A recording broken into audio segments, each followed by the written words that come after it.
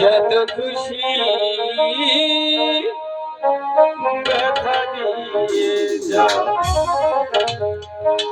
ব্যথা দিয়া সুখ যদি পাউরে বন্ধু, যত খুশি ব্যথা দিয়ে যা।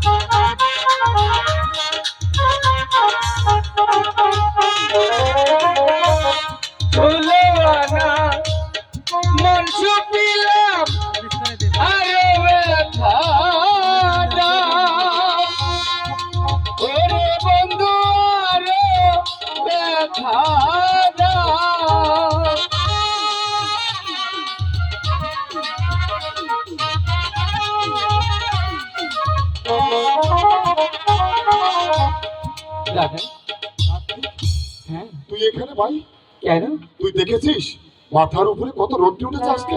দাদা কার্তিক, ওই ভগবান আমার মাথাটাতে যা দিয়ে বানিয়েছে ঠিক তোমার মাথাটাও তাই দিয়ে বানিয়েছে। তুই যে সইতে পারবি না ভাই, তাই কি বলছি তুই বাড়ি চলে যা, আমি কিছুক্ষণ পর চলে আসছি বাড়িতে। দাদা কার্তিক, তোমার মতো দাদা যেন প্রত্যেকটা ঘরে, তোমার মতো দাদা যেন প্রত্যেকটা বাইরে হয়।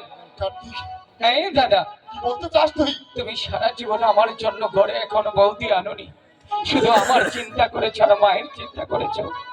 আমি কি পারি না তোমাদের চিন্তা করতে? কার্তিক, তোর কষ্ট যে আমি সইতে পারবো না ভাই। কেন দাদা? ভাই বলছি কি, আমার যত কষ্ট হোক না কেন, তুই কি ভুলে গেছিস বাবার দেওয়া কথা? দাদা, আমি লেখাপড়া করে বিদ্যা সাগর হতে চাই না, আমি লেখাপড়া করে আমি মায়ের সেবা করতে চাই। কি বলতে চাস তুই? অনেক শিক্ষিত বেকার যুবক ঘুরে বেড়াচ্ছে, আজ যদি আমাদের মা না থাকে তাহলে আমি লেখাপড়া করে কি করব তুমি বলো?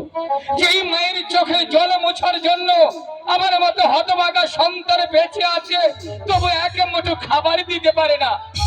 কার্তিক রে, আমি তেমন অপদার্থ নই দাদা। আগে থেকে দুবাই গরু চড়াবো, যা মাইনে পাবো সে মাইনে দিয়ে মায়ের জন্য খাবার নিব। পারবি? পারবি তুই?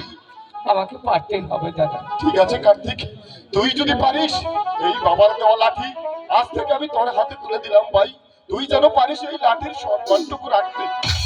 ঠিক আছে দাদা, তুমি শুধু আমাকে আশীর্বাদ করো, আমি যেন পারি তোমার মতো গরু চড়াতে দাদা। কার্তিক রে, হ্যাঁ দাদা, আমি যে আই তোর কষ্ট সইতে পারবো না। আজ থেকে আমাদের আর হয়তো কষ্ট থাকবে না দাদা। তাই যেন হয় কার্তিক। ওই ভগবান আমাদের প্রাণে মুখ তুলে তাকাবে, আমার বিশ্বাস দাদা।